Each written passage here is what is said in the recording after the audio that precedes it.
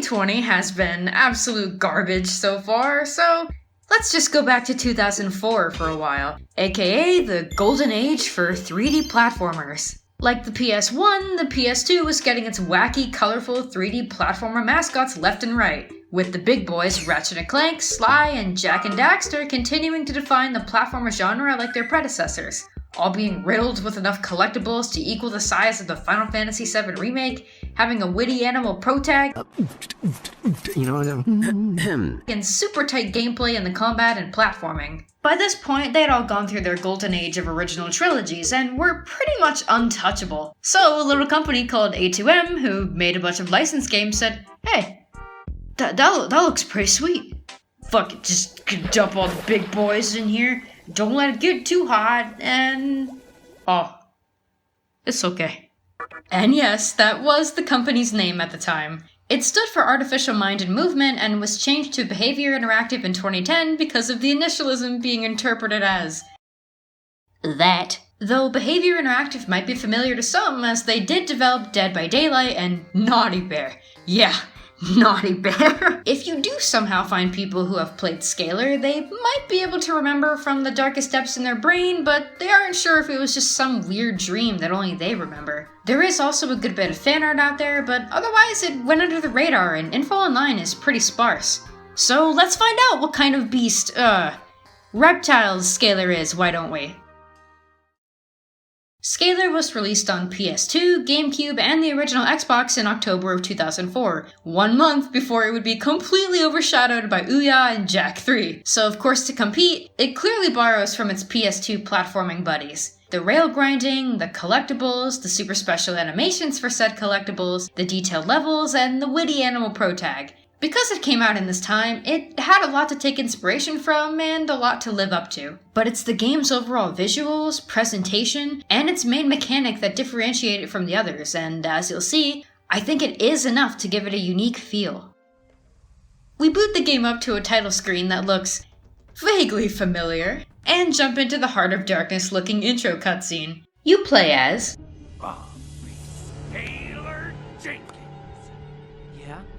my name. A Johnny Test ripoff with just as many clips and just as cocky as the other platformer protags Scalar clearly took notes from.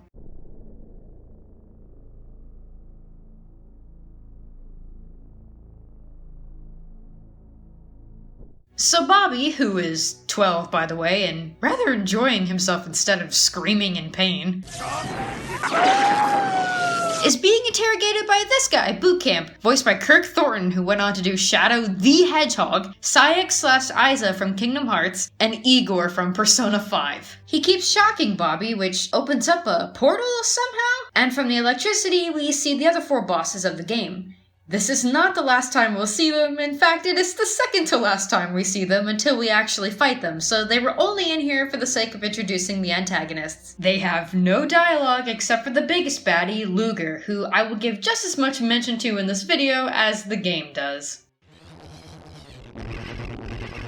Bobby already knows them, even though we don't, which is kinda weird, and he's understandably surprised to see that they're alien lizards. And you'll notice that when the electricity passes through the window where the 4 are, you can't see their human designs in the small window that the electricity doesn't hit. The reflection of the window covers it whenever the lizards aren't being shown. Pretty telling of how much they put into the bosses later on. Why do they even have this kid strapped to an electric chair for interrogation? Apparently Bobby had a bunch of lizard eggs and Bootcamp just drops that they stole them and put them in a different dimension to hatch into super soldiers. It isn't explained more until a little later, but sure, whatever. Shock the 12-year-old. Then Bobby is turned into Scalar with the turn the 12-year-old into a lizard button. Everyone goes into the portal, and Scalar is thrown into the game's alien world. Before we even get to talking about gameplay though, I want you to listen to this scene here, just to hear Scalar's voice. Ooh. Did anyone get the license plate number of that truck? I got to stop eating that chili right before I hit the sack. That is none other than Matthew Mercer, who you might know as, McCree from Overwatch, Chrom and Ryoma, and a couple other Fire Emblem characters, Yusuke Kitagawa from Persona 5, just to name a few. I'm not even kidding, it's right in the credits. Now then, onto the first level.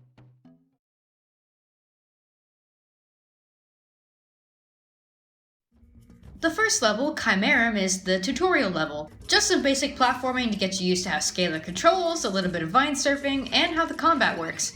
And Scalar does control pretty well. It's easy to make precise jumps, Scalar's quick tongue attack does a good job of auto-aiming at enemies, it's all pretty tight and responsive. It honestly feels just as good as controlling Ratchet in the original trilogy. Scalar has a few combat options right off the bat. A basic 3-hit combo, a ground pound, a tongue attack, and an electric bomb. As you get further into the game, you'll mostly be smacking stuff as tongue attacks won't do damage on larger enemies, but it is still very useful. It's faster than Scalar's wet noodle slap. Your movement isn't interrupted at all when you do it. You can grab health and cloakies, this game's currency, with it, and attack smaller enemies from a safe range. You can also stun some larger enemies with it, which becomes very useful near endgame when you're basically dropped into an Annihilation Nation match with only your wrench. You can even set off these explosive plants a la Ratchet with his wrench in the exploding crates. And the electric bomb attack, which I personally didn't use very much even though they make things much easier later on. The bombs are charged when you surf on vines a la Ratchet and Clank's rail grinding, which kinda makes you use them sparingly unless you really want to backtrack to a vine that you can actually surf on again, and at the start you only have one bomb. They completely stop larger enemies in their tracks and kill smaller enemies. I probably could have made things easier for myself if I had just used them when I really needed to, but whatever, it's fine.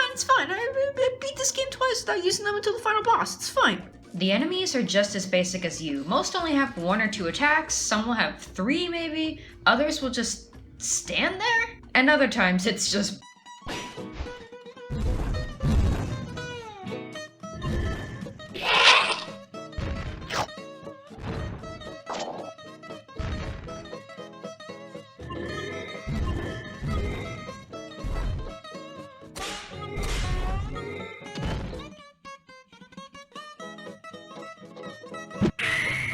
Death approaches!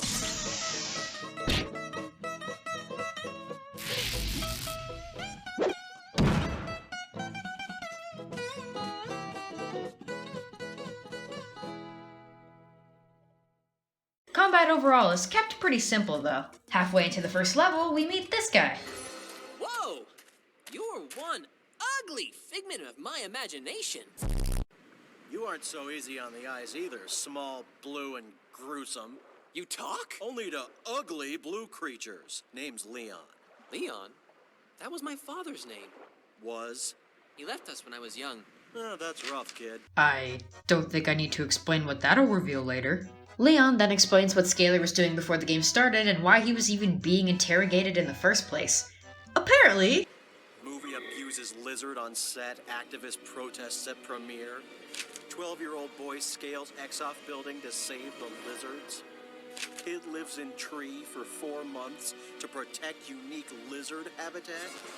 You're quite the troublemaker. Lizard freedom fighter, thank you. So he's definitely living out his scaly dreams. There's not a whole lot of dialogue since there are only about 20 minutes of cutscenes, but it's not great. We've got Scalar filling it with cheesy jokes every chance he gets.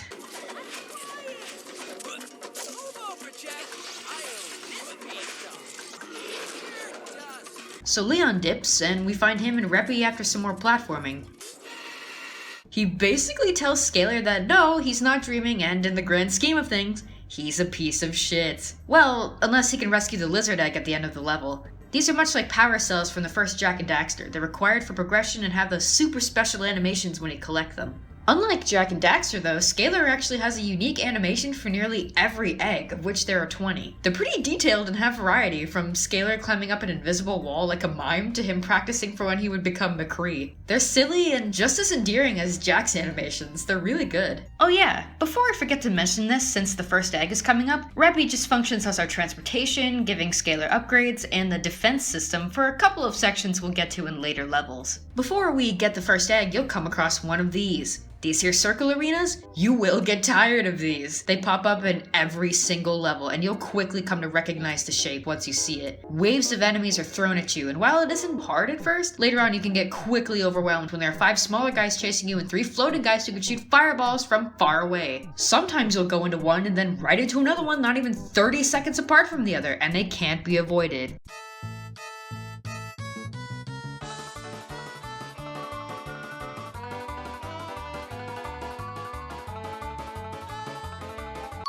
It doesn't add anything to the gameplay, even though that's what it seems like they wanted to do, try and spice things up, even though it's spicy enough once you actually get to Scalar's main mechanic. With that, we get our first egg.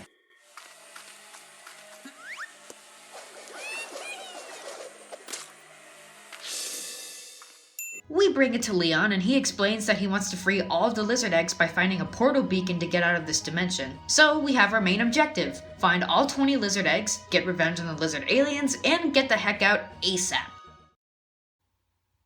After the first level, we get to see this glorious hand-drawn world map that understandably they wanted you to admire as you fly across it to get to the other levels. I'll go through and show off the aesthetic for notable levels, but wow, if this whole game isn't a fucking look. They sell the alien and exotic alternate dimension world of Scalar. Every level has a different look from the last, and they're all bursting with so much life and detail. Moving clouds, dense foliage, the hand-painted textures, the enemy design and concept art that's reminiscent of creature boxes exaggerated and imaginative concept artwork for Ratchet and Clank. And just how big every level seems because of all the little details. This is easily the strongest thing about Scalar. The level of creativity and passion here is really impressive. While pretty much every level has a jungly feel, Chimerum has the most greenery of all the levels. The thick undergrowth covering much of the fungal textured ground, the overall green and blue palette with some purple added in to make it more exotic, and the variety of plants and fungi. These trees with yellow caps, these blue mushrooms growing out of each other, which kind of resemble real-life mushrooms. These towering shrooms in the ground, and even some of the sections look like tops of mushrooms. And these little purple mushrooms in a few spots. Oh god! And the little details I mentioned. Like, look at these bird things. The one holding the egg does give you some cloakies, but they're mostly there just to make things feel more alive. And sometimes you might notice from the corner of your eye that there are actually other reppies, actually called repodactyls, flying around. I didn't notice it my first time playing through. I just thought it was weird that Leon has this thing for no apparent reason that doesn't appear in any other part of the game, but now I know. Along with the game's jungle, kind of tribal sounding atmospheric music, these things combined get you 100% immersed in Scalar's levels. Scalar also has a ton of idle animations, more than I think I've ever seen in a game before. There were some that I only saw once I did a second playthrough for this video. They're also full of personality that I really do think Scalar could rival Jak and Daxter and Ratchet and Clank.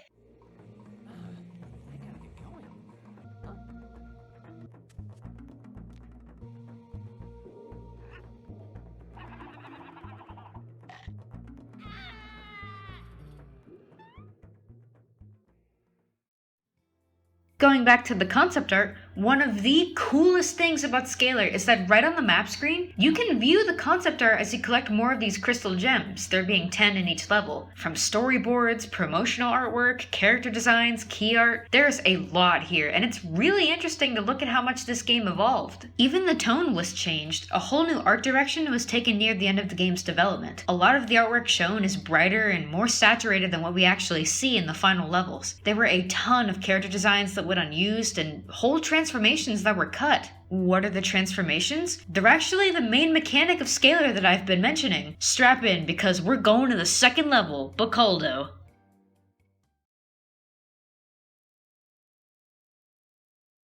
Right as we fly in, Leon explains what cloakies are. Those are cloakies. You can pick them up. They're little balls of energy. You get enough of them, I'll help you convert them into something useful. I'll get so many of these things that you won't know what to do with them. Yeah, whatever. He is right though, you need a lot of them. Cloakies are used to buy upgrades from Leon, such as permanent damage and health increases, more bomb slots, and extensions for an ability gained later.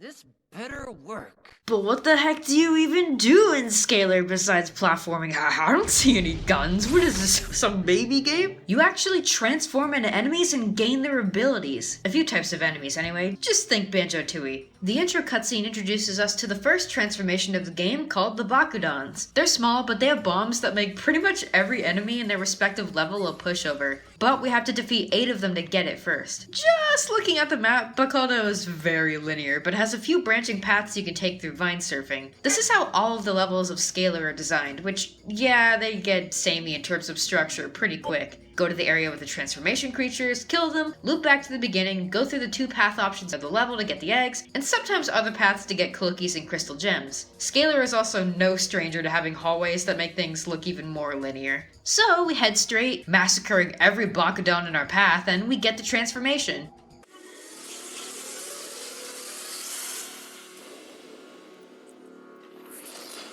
Wow! This is the bomb! I'm gonna have a blast! Bomb? Blast? I cracked myself up. You can't double jump when transformed, so there is still reason to use Scalar. Transforming also happens with the press of a button, which is so good. Like, literally, what other game have you seen that does that?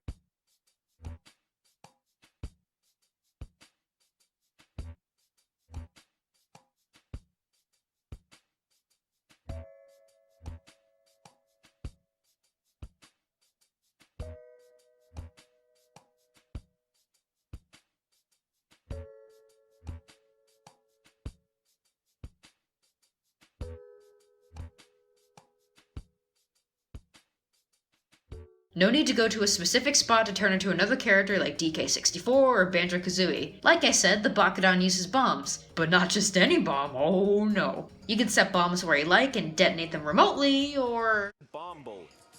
Bombo. Bombo. That is bombo. That is bombo.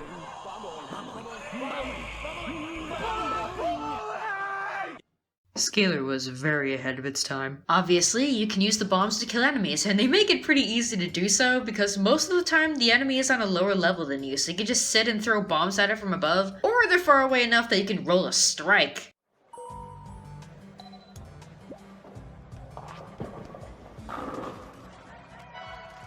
Nice throw.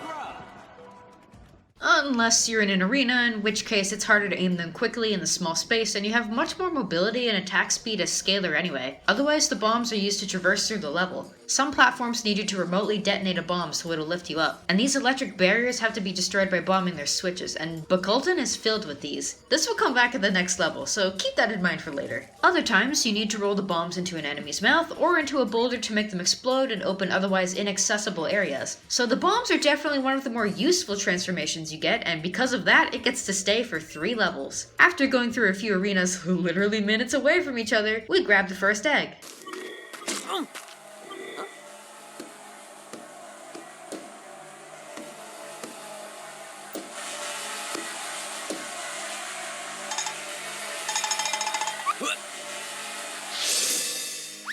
On the path to the second egg, we get our first climbing segment. In a lot of levels, Scalar has climbable walls to get to different sections of a level. You'll be climbing on all kinds of loops and curves that snake around sections of the level. It spices up the gameplay in a good way, slowing things down a bit to look at the level from a different perspective. You also get a better view of Scalar's model than you would otherwise when he's on the ground because of how Scalar's camera works. Pretty cool! And with that, we get our second and final egg of the level. Yeah, that one was only a few climbing sections to get to.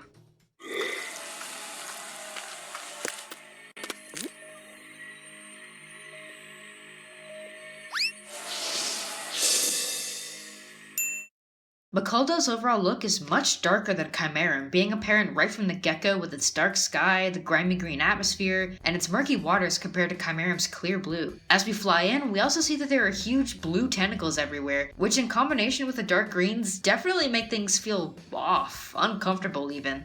This is the start of the darker art direction they took.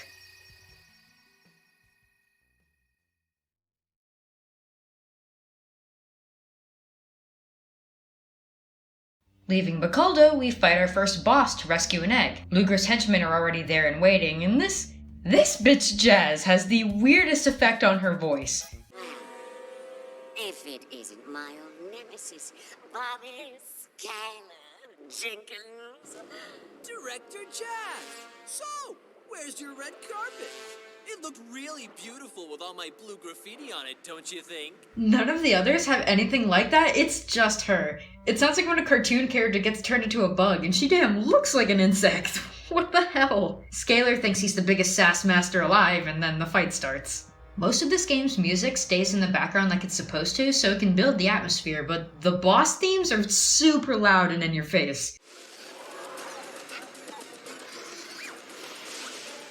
Despite that, they still manage to feel really samey, and you likely won't recall them after you've beaten the boss. Remember those electric barriers from earlier? That's the whole fight. I mean, of course it's going to be relatively easy since it is the first boss, and this game's combat is kept it basic overall, but it's very repetitive. Really, it's not even the boss itself that's annoying. It's you! Your mobility is limited when you're in your bomb form, and the shockwaves he makes at the end are harder to dodge when you can't move as well. The first phase you just jump and throw, jump to dodge a shockwave and throw the bowling bomb at him. Then whoa, he throws up barriers and you have to dodge at the same time? And he spawns these super slow enemies that die once you get rid of the barriers? You can just set a bomb down, detonate it as you run to the next switch, rinse, repeat, and dead.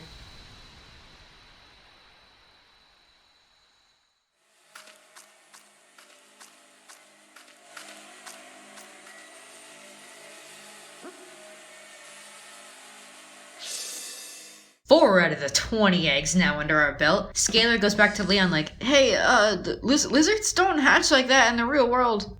No, but get used to it. Okay. So here we actually get the villain's main goal, and get this. He wants to mutate all of the lizard eggs he stole from the real world into super soldiers like the one we just fought and clone them to create a mass army to take over, not just the world, no. He wants to take over every plane of the multiverse. Why? We never find out! And if they stole all of the lizard eggs and have already managed to clone one of them, and they have the portal beacon that we need to get out of this plane, haven't they already won? What's the point of all this? The lackeys are only there to waste our time so that Looger can go ahead with this nonsensical plan. So, their boss fights and their whole characters are given nothing. We only see them one more time in the entire game. Oh, and don't think they ever say anything interesting or important or even funny. I've already covered pretty much everything they do. They come and do their monologues and are killed by Scalar's sheer cheesiness. I guess I shouldn't expect them to be amazing or anything, but we had Dr. Nefarious just a month after this game came out. I'm just saying. We're barely a quarter of the way in, and the antagonists are as one-dimensional as they come. Oh boy. And we've still got a lot to go.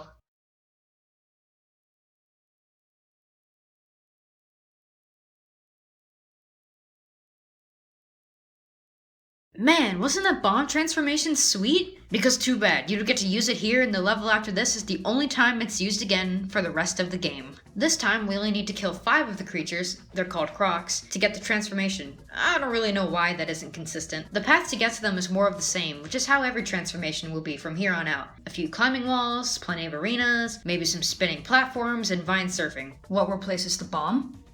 A ball. You become Sonic for a couple of levels. Does it control better than Sonic? I mean, yeah, but the level holds you back from doing so. Like Sonic, if you try to get through the whole level going as fast as you can, you'll just end up launching yourself off of platforms, running into enemies that you can't hurt unless you're moving slower, and running into these bomb plants. The rails, by the way, are no different from vine surfing except that you can't charge electricity on them. I mean, it's fun, but that's something you can already do as Scalar, so it feels a bit pointless. And instead of exploring ideas with these rails, they actually expand more on vine surfing here. You can crouch to avoid leaves on the vine, or grab onto vines above you and pull up your legs to avoid things below you. This opens up a whole slew of possibilities. There are sections later on where there are multiple vine paths they can hop to one side to get to, or grab onto from above. It's really fun! Vine surfing is even better than Ratchet & Clank's rail grinding. Change my mind. Scalar's got you on a short but sweet high-speed roller coaster, having to jump over this gap and these things and these fly traps, ducking under the leaves, grabbing onto different vines. You have to react faster than light. There is no room for mistakes, and it only gets harder the further you get into the game. In Ratchet & Clank, you just kinda sit on a conveyor belt for upwards of 3 minutes. Sometimes you gotta jump a couple of times. Maybe dodge some trains coming at you? It does look cool as the camera twists and turns with you on the rails to get a full view of the level and its scope, but Scalar does that and more, honestly. So, They're the rails you roll on as a ball, and then tight hallways/corridors that you have to maneuver in throughout the level, some of them being time trials. The whole point of the ball is to go fast, but you can't even do that when you've got so little control and all of these obstacles just thrown at you. Plants that sprout up right as you come up on them to throw you off, holes that kill you instantly, holes that are a pain to get out of because they're filled with mud and you can only get across on this thin little line. It's a tad annoying, but at least it doesn't matter too much because the other thing you can do is roll around, but with spikes. Which you want to do whenever you can transform into a ball anyway, because A, it's the only way to kill stuff in ball form, and B, you can totally just roll around slowly with the spikes if you're not on the rails, because you can still jump high, you have much more control, and the time trials are so lenient that you can get through them without even blazing ahead at all. After rolling around like a super monkey ball on ice, we get our lizard eggs.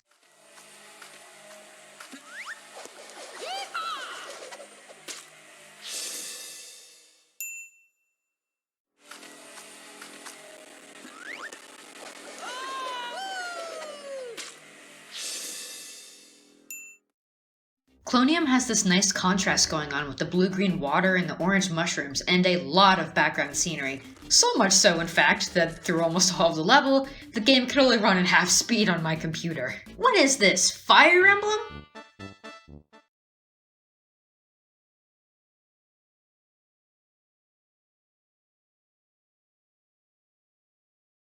There's no new transformation this level, but we do get a new ability, Camouflage. Camouflage? That's so cool!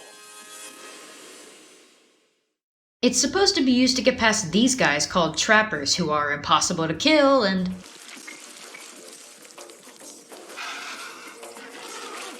Camouflage is good for more than that though. We'll be using it for the rest of the game because it makes you invisible to all enemies. Can't get past a guy shooting fire at you? Go invisible. Don't want to bother killing all the enemies in your way? Go invisible. As long as you don't alert them beforehand, you can just slip on by, no problem. You can even upgrade how long you stay invisible for if you want, but you can get through the whole game with the initial 8-second limit. Or, since you also have the bomb in this level, you could just go ham with that again. This time it's just used to blow up cracked walls that are usually across trapper fields or enemies so you can get crystal gems. Alright, we talked a lot about vines last level, so how are they in this level? Jesus Christ. Oh my god! What the fuck? Then, a little ways in, what could this be?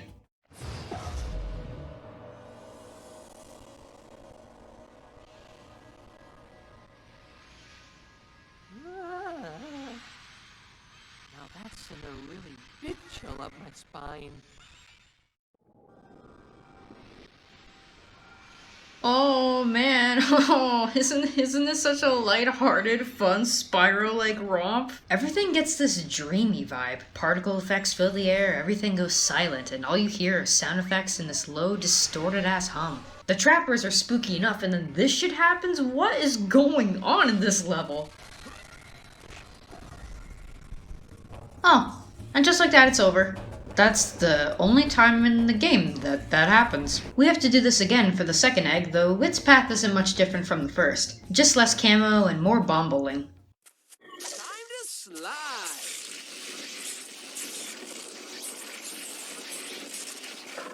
Speaking of bombs though, that's the end of the level, and also the last time we get to use the bomb transformation.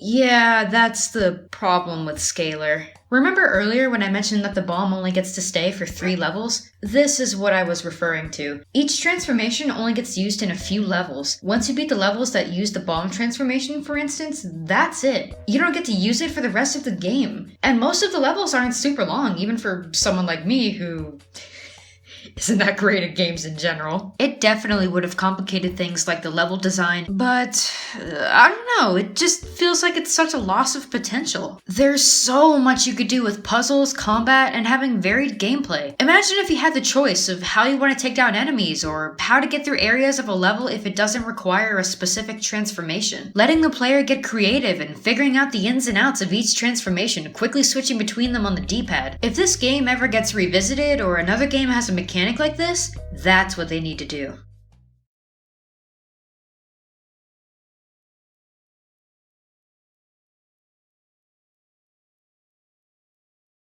Introducing the most villainous of villains and the most riveting gameplay.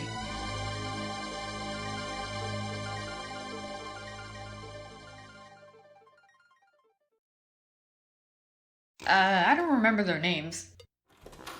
Who the hell are these guys again? Oh, it doesn't matter. By the way, the map drawing and loading screen for this level, it's completely wrong. You don't even get to fight this cool flying monster, and why did they pick this guy in particular? I don't know. All Mothra over here does to you is spit ice projectiles as you hold right on the D-pad and jump every few seconds. That's it. That's how the fight starts. Don't even use the control stick. It's actually a side-scroller now. This happens between every henchman that you fight, the first one being Jazz. She has a grand total of 1 attack, running the opposite direction from Scalar to dash into him and getting stunned when she doesn't hit him, surprise surprise. Oh, but watch out! Sometimes she'll dash 2 or even 3 times in a row!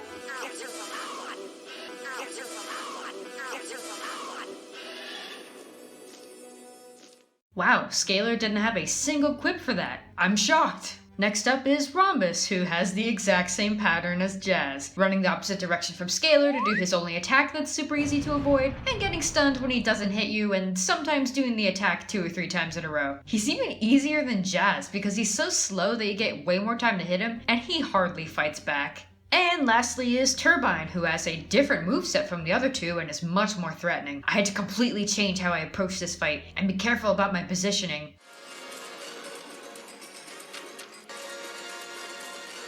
Oh, but now at the end of the fight is when Scalar has time to crack a joke. Jazz, your movie career is over. Rhombus, you're fired. Turbine, your bulldozer has blown a gasket.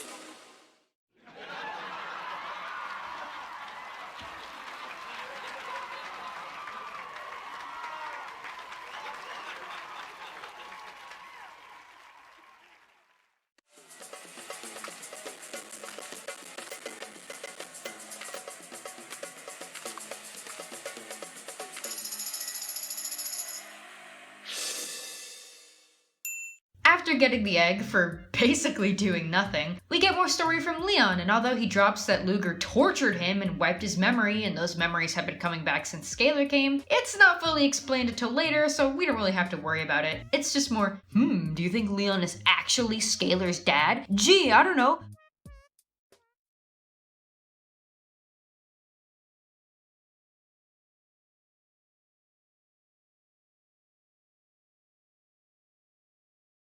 There are a few terms that are synonymous with hot garbage in games. Escort missions, sewer levels, water levels, stealth levels, and non-stealth games, and another that was so bad it's been left to rot since Jak 2. Turret sections. Oh yeah, Scalar has, count 'em, 3 turret sections. Now I don't know about you, but I haven't seen a good turret section in any game, nor have I known anyone who likes turret sections in games, and this is not much different. A lot of the small group of people who played Scalar their first time, including me, did not like these parts very much. What makes it not great? You sit on a rail the whole time. You have no control, it's just point and shoot until you've killed insert number of enemies. Even with the aim assist it gives you, it's still hard to precisely hit anything because of how much things are moving and how quickly enemies come at you. They swarm you in groups and you can only shoot 10 shots before a brief cooldown has to happen. While it isn't even long, only about a minute or two, it's not fun, it's not a good change of gameplay, it just kinda feels like a waste of time. And this level is kind of a waste too? Don't get me wrong, it's actually super fun zipping and zooming around the track, launching yourself up and across gaps when you're not limited by a hallway and all of the aforementioned obstacles. You know, doing what the ball was designed to do. Especially when the level theme is this catchy.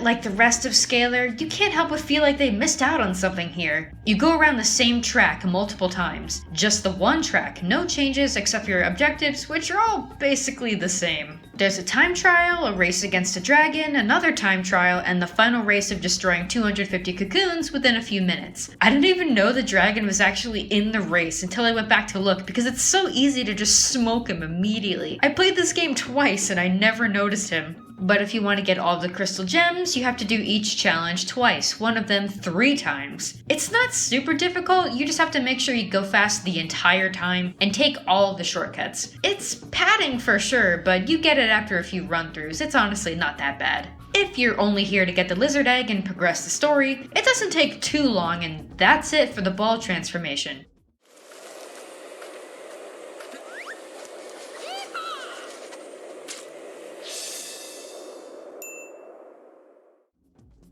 Both levels are the shortest in the game, so the ball ends up getting used for the shortest time. Just imagine though, if this game had a higher budget and more development time, this could easily be one of the best levels. Multiple tracks, AI to race against that you can actually see on the track, a multiplayer mode where you can race with your friends Mario Kart style. Pick which Crocs you can turn into that maybe have different preset palettes or customizable colors, different stats. You can use the spikes to slow other players down or stun them for a second. A ranking system. I don't know, man, I just beat Final Fantasy VII for the first time and I love Jack X Racing. I've got Chocobos and Jack on the brain. I know I'm asking for too much and it's just wishful thinking, but there's so much potential here. It's actually fun, the groundwork for it is there. Hear me out, if this game ever gets a sequel or something, maybe a fan game even, I want all of that.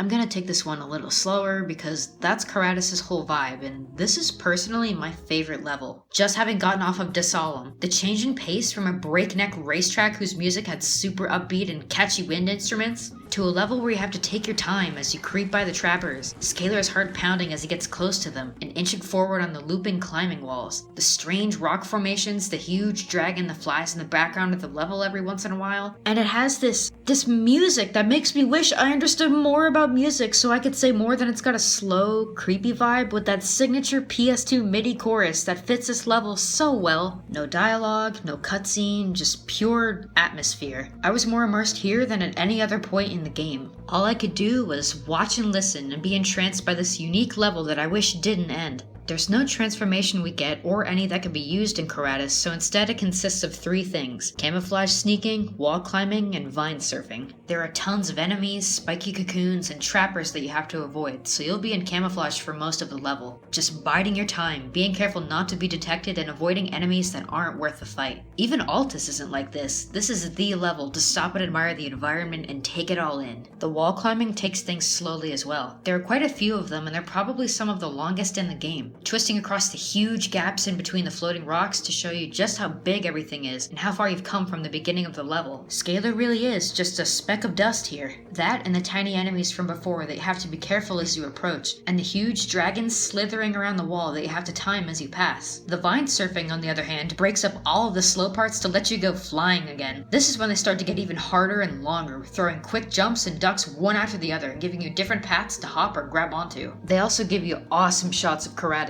as you surf around the huge rocks that you can only see in the background at the beginning of the level. You get to see what areas you're heading towards, and like the climbing sections, you see the islands that float even further out, and it gives you a sense of the scope of Koradus. After all that, we get our first egg.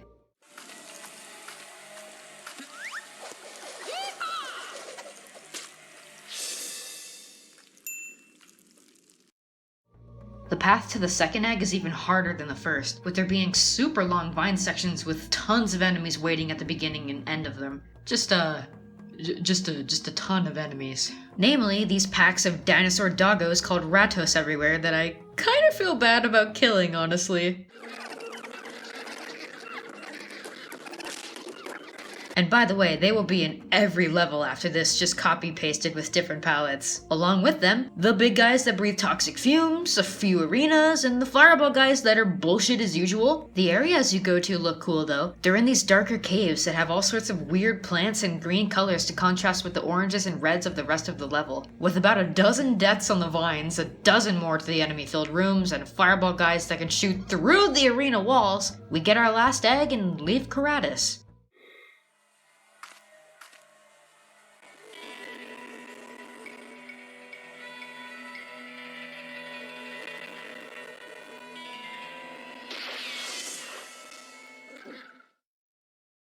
It can get a tad annoying dying so many times here, but Koradus is a good challenge and it gets you prepared for what's about to come. The aesthetic of it is more than enough to make up for the difficulty here. You'll hardly even care as you slowly take it all in.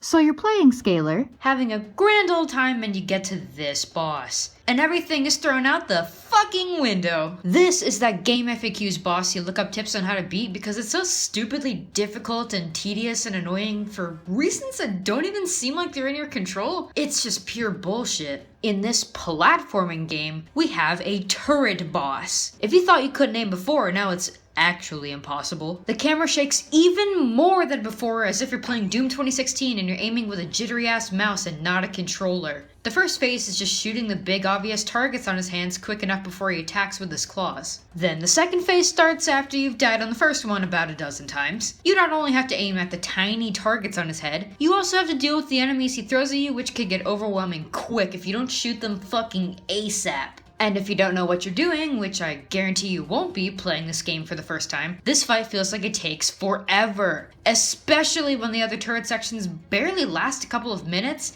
and this one can go on for almost 5. I don't even know how I managed to beat him first try in this playthrough, when on my first playthrough it took me so many attempts that I had to quit for a bit and contemplate my life. I am convinced that this fight is just luck-based. You aim as best as you can and just hope to God that it hits. And I somehow hit here. Like, actually look at this because I don't know what hit him or where it hit. At least that's over.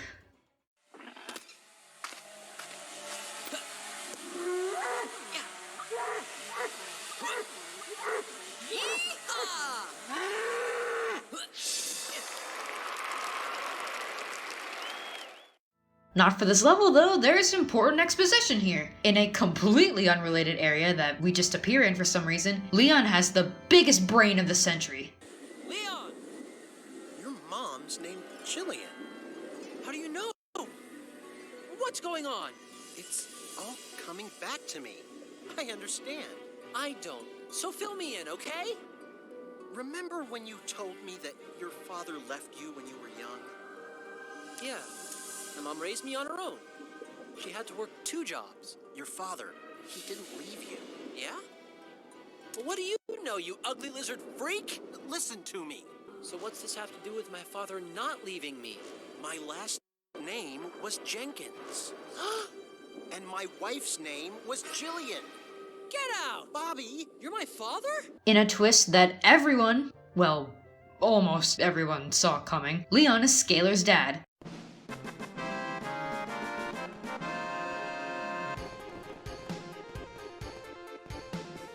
But then he goes on to say something that is kind of shocking. So Leon explains that he used to be a scientist and he was the one who created the portal beacon. He got sucked into it, thrown into this alien dimension, turned into a lizard, and Looger and his goons found him. They tortured him to find out how it worked. But this is just casually dropped. This man has been stuck in this dimension for years as a lizard, gets tortured by a bunch of other lizards, probably in the same manner as Scalar, and has his memory wiped. Apparently he never cracked under the pressure, probably just trying to protect his family from lizard takeover. And once they get out, you know no one is going to believe Leon or Scalar, so a bit fucked. Do they get any time to bond though? No?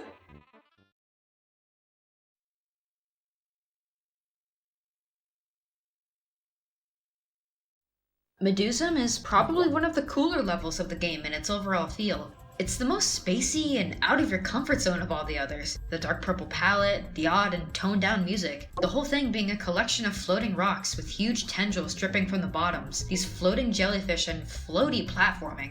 Like Koradus, it's a slower level. You wait for platforms to move in the right position to jump across, carefully timing it. But at the same time, it keeps you on your toes because it's here that the platforming gets especially tough. Clenching my butt cheeks, jumping across every one of these, oh god! There isn't any other part of Scalar that has this much tight platforming in one level, and it helps to further differentiate it from other levels. It's hard, it's weird, you don't feel welcome here. It looks and sounds so dope. The transformation, on the other hand, is, not nearly as great. Even just getting it is a pain. Because this level doesn't have a lot of actual land to fight on, you only need to kill one of the creatures, the Medoozum, to get the transformation. But it's in an arena, and for whatever reason, this fight has the most fucky camera work. All the thing does is randomly shoot projectiles at you, all while the camera moves back and forth as if it's on a turntable. I guess they thought without it, the fight wouldn't be as exciting? Shit's downright disorienting, and it makes things needlessly difficult. The randomness of the projectiles also makes it way more annoying than it needs to be. I know it's supposed to be a bit of a harder fight since they could only put in one of these guys, but it is not fun waiting around for the AI to do the one thing you needed to do, and for things to be in the right place at the right time. It'll either shoot blue sonic waves at you to try and hurt you, or it'll shoot orange rocks that you have to hit back at it to damage it. That is the only way to do damage. So you'll be running back and forth, dodging the sonic waves while you wait for orange rocks that are in a good enough position they can hit it with the camera spinning like you've got vertigo. And then the thing that you do afterwards with the transformation. At first, it's just flying through rings, like Superman 64 from over 20 years ago. Which isn't awful at first, since you can glide leisurely and there are no enemies or tight time limits to hold you back. Well, no enemies that can't be easily dodged, anyway. You think, oh, that wasn't so bad. This might be fun. No. The real challenge is this tunnel. You have to fly through it without touching any enemies or the walls. Trust me, you'll get to know it real quick because you'll end up messing up a lot, and it's a long-ass hallway. Each attempt can take a couple of minutes. There's only one of these, thank God, but I spent 15 minutes just trying over and over to get through the one part at the end that I'm not even sure if it's my fault for sucking or if it genuinely controls bad. You have to do a couple of quick turns around corners by pressing literally just one button, but I still couldn't quite maneuver myself around the corner and just ended up resorting to using a save state to save time. And that's it, we get the egg and never use the flying transformation again.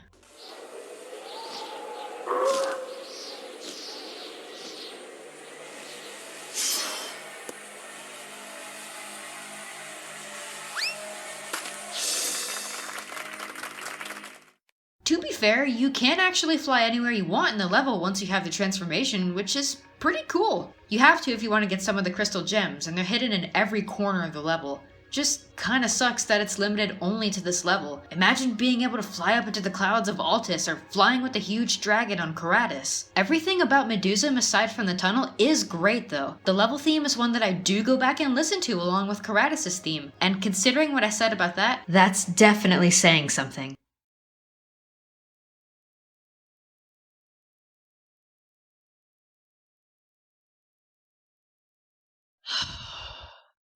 Okay.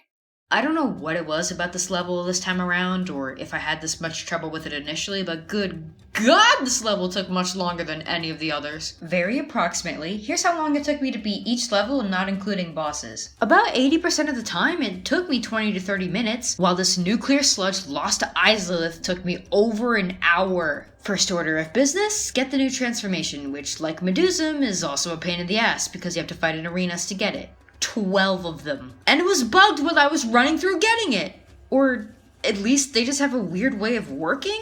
There are dots on the map showing where they are. It only shows 7 out of 12 at the start, which is already sus by itself, but more pop up as you get to the arenas since some of the arenas have 2 of the creatures. There's a dot for the creature already there, it goes away when you defeat them, then it pops back up as another one spawns in the arena waves. Then there comes a point when you've gotten 11 out of the 12 creatures and there are no more dots on the map. I didn't even notice that weirdness was going on until I couldn't find the 11th and was scanning every corner of the level trying to figure out what the heck I could have possibly missed. I mean, this is a linear platformer, and this was the only level where I was genuinely confused on where to go. There is, in fact, at least one post about it happening, so I know it's not just me. And that's only part of the reason Iridium takes so long. You do all of that, getting the first egg after way too many arenas, hopping across piles of sludge, lots of platforming in this level, and this bullshit, then go through an even longer second section as your new transformation, the Fruzard.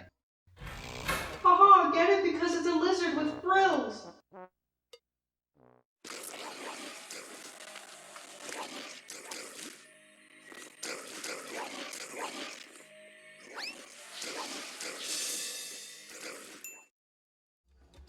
Even with all the things you do with the bomb transformation, this one is probably the most useful. It shoots projectiles that destroy spiky cocoons and freezes enemies in their tracks because they just can't respond quick enough in the time it takes for you to shoot. They don't even have to be awkwardly aimed or timed like the bomb rolling, you can just go at it. It can also go into first person mode, which is how you'll be using it 90% of the time. You'll definitely want the aim assist to do all the work for you, it makes things much more bearable. So, you'll be shooting these lights to get cloakies and crystal gems, shooting these air sacs to fulfill objectives and get more collectibles, shooting enemies from afar, shooting switches to activate floating platforms, shooting spiky cocoons, and these dragons that can fuck off. Seriously, they're everywhere! You have to check every corner to shoot them because they hit for 2 damage and can shoot faster than you could even switch into first person to aim. Gotta love how they just poof out of existence when they go down though. But yeah, you basically just shoot your way through the enemies since it's much easier than attacking a scalar and destroying obstacles. There are a few challenges you can do for crystal gems, one of them being mandatory to progress, but they boil down to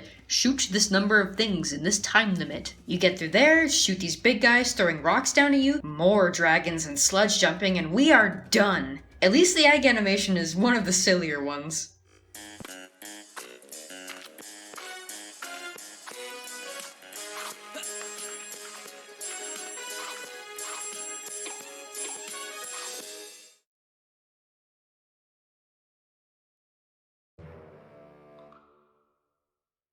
Hey, would you look at that? There's a boss that's actually good. Remember the guy that was shocking Scalar in the intro?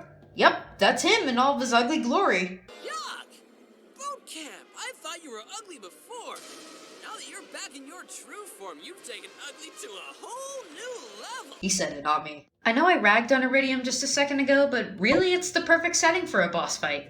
Just look at how it compares to the original concept art. The new art direction made it much more intimidating and tense, and it made Bootcamp into a, well, mildly threatening boss. Which, along with the lake of sludge he's in, matches someone who would interrogate and shock a 12-year-old. The fight itself is not super difficult, but it definitely involves more on your part than those guys. It functions how the boss fights should have this whole time, relying primarily on your transformations. Well, the one anyway. You stand on a platform, shoot at Bootcamp's eyes until he takes damage and attacks you in turn. And every time he does this, you jump on a vine to surf over to the next platform and try not to fall off as he breathes on you? And just rinse repeat the whole fight. Then in the second phase, he starts breathing fire, and it's a bit more vine surfing until he stops. He'll start shooting fireballs, you just shoot those away, and keep shooting at his eyes every chance you get. The final phase is when you run out of vines and just have to shoot him in between his roaring. It is repetitive, yes, but it's more enjoyable than the other fights. Now put that thing back where it came from, or so help me! Each time you die, and you will die at least a few times, you understand the rhythm of it a little more, and you get to that point of it being muscle memory and knowing exactly what to do, where to do it, and when, so you can take him down no problem. Enjoy your stinky stay in Davy Jones' locker, butt breath.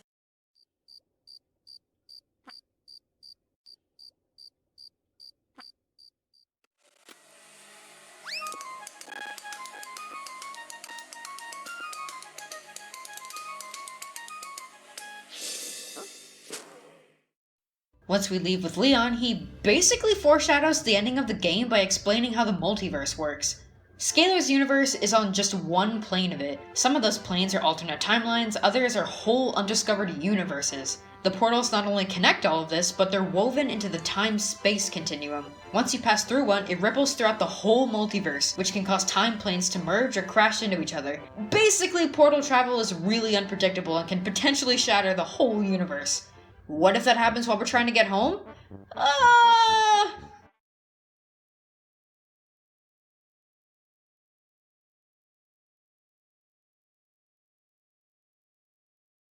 for how cool this level looks and how not frustrating its transformation was, actually. I could not for the life of me remember its name half the time I was writing this script. I don't know why, it even sticks out in my mind because there's this one arena in here that I had a stupid amount of trouble with, to the point that I had to go back to Desollem to grind for 10 minutes just to get enough Cloakies for another point of HP. I think all I needed was a break, but anyway, tangents aside, Voidrem also has a thing for the orange and blue contrast, starting you off in what looks like a steaming red lake in the middle of volcanic winds. Then after an arena fight, you slide through an icy cave and back into molten rocky areas. We have to beat 8 transformation creatures, and just like Iridium, all of them are in arenas.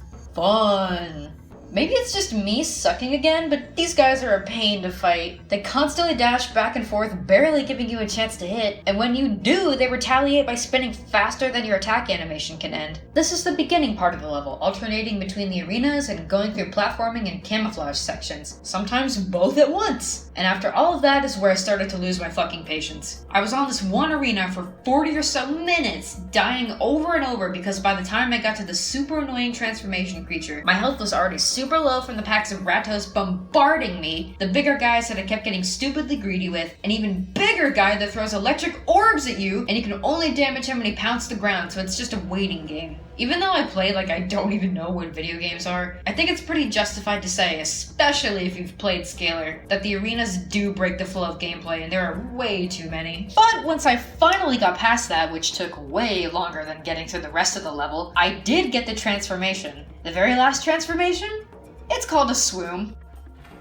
Get it? Because it sounds like swim and it's a penguin. Not gonna lie though, this one actually controls better than the flying transformation. Though you don't actually do much with it, just hit switches underwater to go to different sections and swim around some mines. Then the part where you jump out of the water onto 3 slightly different platforms to hit switches as Scalar, and that's it. Arenas and swimming are what make up this whole level. It feels a lot like the flying transformation in terms of what they did with it in the areas you go to. Both are in fairly short hallways that you only go into once, and they don't have near as much detail put into them as the other levels do, and both are only used in their singular respective levels. After even more arenas, that's also the end of the level. There's only one egg here.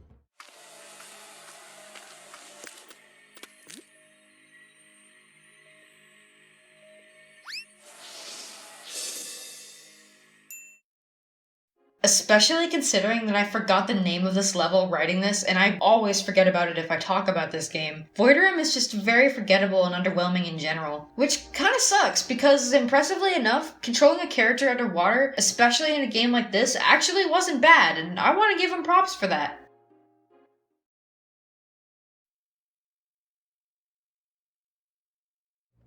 I guarantee you'll at least remember Komoldo though, because wow! If the spooky glowing head islands amidst the purple fog, purple sky, and the big ass blue moon are any indication, and they do look cool. This is definitely the very hard second to last level if I've ever seen one. And this level does get hard. This is where the last turret section is, but it's not terrible. The first thing you do with Komoldo is this seemingly impossible jump that you can only get in this one spot, and you have to kill the Rattos and shoot switches to activate the platform every time you attempt it. It's great, it's fine, it's great. Then you get to jump up some platforms and into some...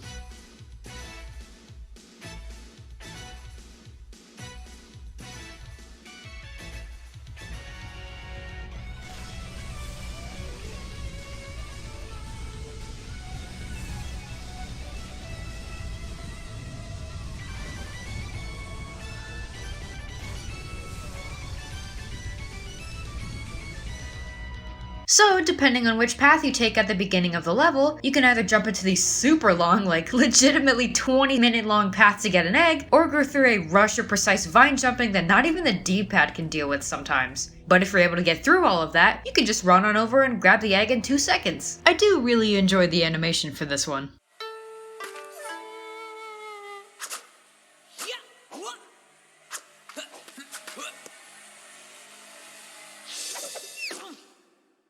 Now, for the super long path, it throws at you everything the game possibly can. You've got the packs of puppies, the Venus flytraps, the sneaky plants on the side of a cliff, the dragons that can fuck off, the spiky cocoons that can fuck off, the tricky platforming that's not actually tricky, these huge fireball guys, the rock throwing dudes, wall climbing, even more vines. There are so many vines here! And the arenas, of course. What kind of scalar level wouldn't have an arena? These arenas, actually, just this room in particular, are by far the hardest in the game. Packs of Rattos from every corner while 3 or 4 of the flame guys just pelt you mercilessly. But if you've been paying attention to these guys the whole time, you might realize they can get them to attack each other or the smaller guys and make things much easier for yourself compared to me. And then it gets super fun when the big guy with the electric orbs gets thrown and you have to deal with everything at once.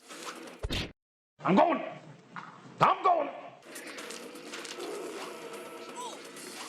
But thank God all of that is finally over. We've done it, ladies and gentlemen. That's the last egg, and this is actually the last proper level of scalar before the final boss. We made it.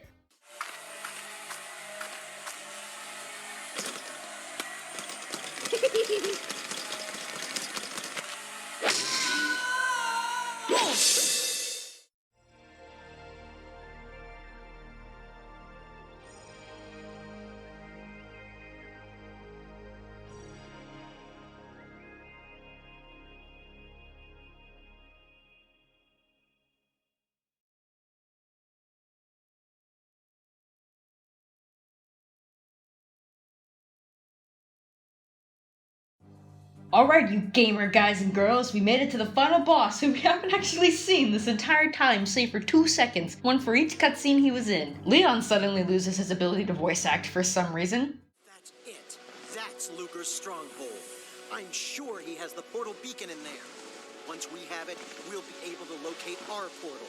As we pass through, we'll zap back to being human. And with that classic early 3D game pop-in, who could have expected that Leon and Scalar are separated in the final conflict of the whole game? Oh my god!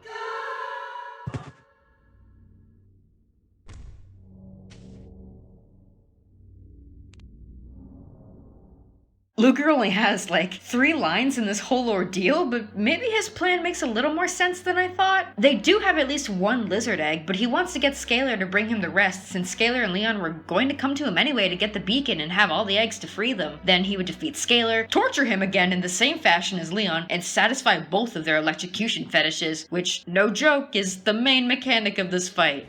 God, this is weird. Remember earlier when I was talking about needing the electric bombs? Yep, they are required for this fight as they are the only way of damaging Looger. If you didn't invest, then tough luck, kid, go back and grind some cloakies. Electric bombs are the only thing required for this fight. You don't get to use camouflage, you don't move around like in Bootcamp's fight, and you don't even get to use a single transformation. It's all just running in a circle till you can use electric bombs over and over. This would have been the perfect opportunity to give the transformations some more screen time and usage and made for a much more interesting boss fight. A final showdown testing how well you can use all of your abilities. In the first phase, incredibly, Looger actually has more than 1 attack. It's still a basic fight, but they seem to have learned a little bit from the other bosses. There are 4 spots in the arena that when Looger charges the arena, you have to stand on the glowing one to charge your bombs and then go ham once they're all filled. You will want to have at least 1 saved for when he spawns smaller enemies though. Otherwise, you'll run in circles to dodge his lightning attacks, jump a few times to dodge the bolts he sends across the arena, or avoid the bubbles he puts around the glowing spots and try to squeeze past to get to the 1 spot that isn't bubbled. Rinse and repeat in a random pattern until he gets to low enough health that he spawns a simple mini-boss and run in circles again to dodge his very slow attacks so you can get him from behind. Kinda weird that they designed this whole dude just for this 1 tiny part, and he doesn't do much to make the fight interesting at all. Once that phase is over, Looger actually jumps in and makes things just a tad more annoying. If you die during this phase, then you get to start the whole fight over again!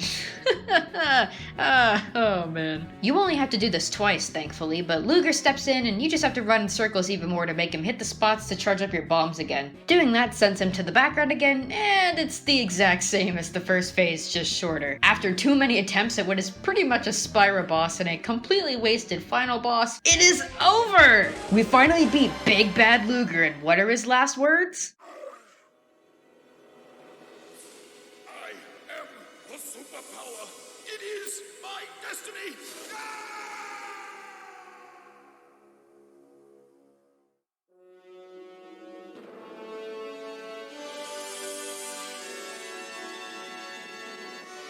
Gotcha! And then the ending cutscene plays and just, oh man, you just have to see the beautiful CG.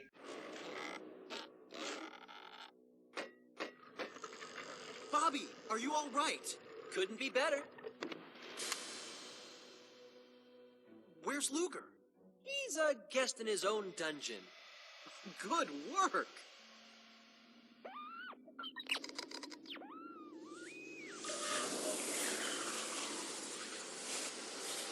There's our way home. It's unstable. We'll have to hurry. What are we waiting for?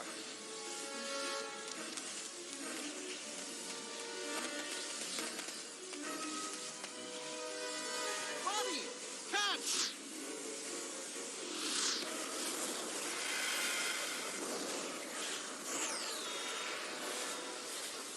Yeah! Oh. Dad? You gotta make it! You gotta make it through! Dad!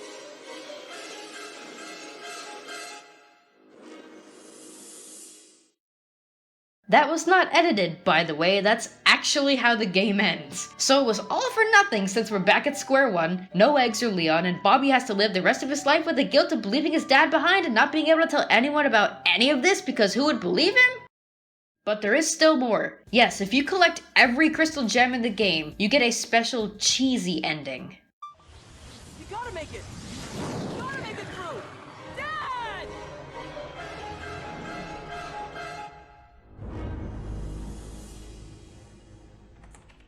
Son, what's wrong? Dad? But how did you get here? I just walked downstairs and opened the basement door. But this is Looger's house. Luger? What are you talking about, Bobby? Dinner's almost ready. Come on, your mom's waiting. You know the rules. We always eat dinner together, as a family.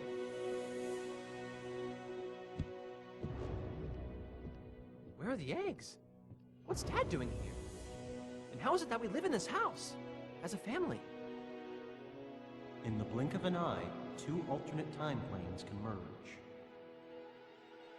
2 planes merged as I passed through the portal? That means Dad never got sucked into Luger's world, so Looger never got a hold of the beacon. That's why I don't have any of the eggs. Looger couldn't get here to steal them. Yes!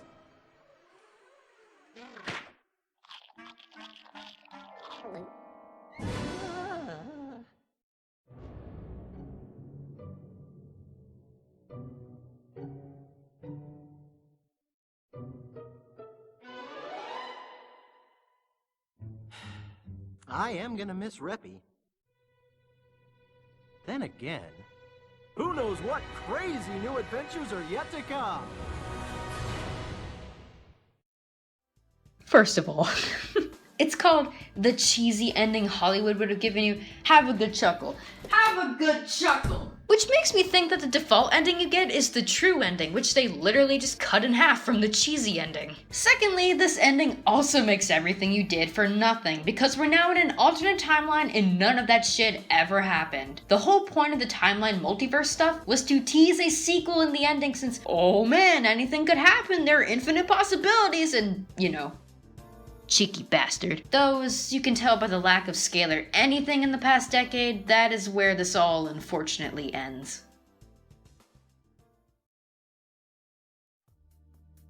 Scalar came and went with little fanfare. Before vanishing into the void of games, never to get a sequel or escape from their original console, it would only receive lukewarm critical reception. Despite the high production values, the company's excitement to work on it and getting it released in the same vein as a AAA game of the time, it was still a B game from a company who only did licensed games. Looking at how the game progresses, all of the unused concept art, tidbits from various forum posts and an early trailer, you kinda get an idea of Scalar's development. In the actual game, you might notice that the first transformation is the only one with a cutscene, and it feels more integrated into its levels than most of the other transformations do. And of course, there are the transformations that are only used for one level, as if they had more in mind early game that they wanted to implement, which they did. They had all these crazy ideas and ambition for their very first passion project, 4 whole transformations that were cut from the game's overall tone. My guess is that because A2M also had multiple other releases that year, and, you know, they hadn't spent time on a unique project before Scalar, and they had deadlines to meet, so they couldn't do do anything more than what they did. But man, if they did have more time to work on it, the amount of potential Scalar has to build upon the creative ideas and simple groundwork it's laid out for itself is really exciting to imagine. Hell, even the story could be rewritten if they wanted to with the nature of the ending. And even now, Scalar is still fondly remembered. Although small, it has a scattered following. There are people who still go back and listen to the level themes, commenting about how it hits so hard because this game was a part of their childhood, how it deserves a sequel, and how it sucks that not more people know about it.